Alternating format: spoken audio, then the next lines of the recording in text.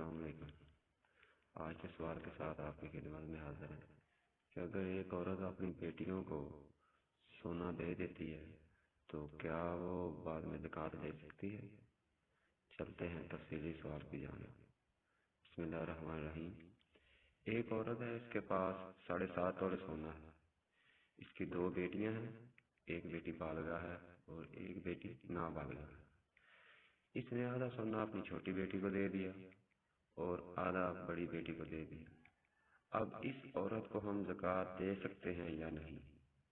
تفصیلی جواب کے لیے ملاحظہ فرمائیں۔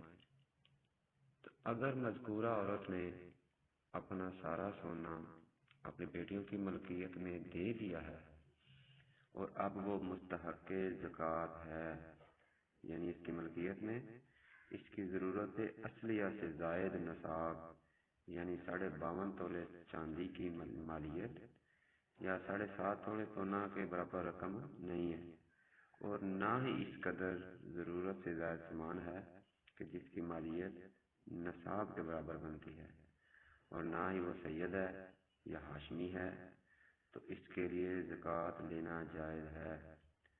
فقط واللہ ورسولہ عالم۔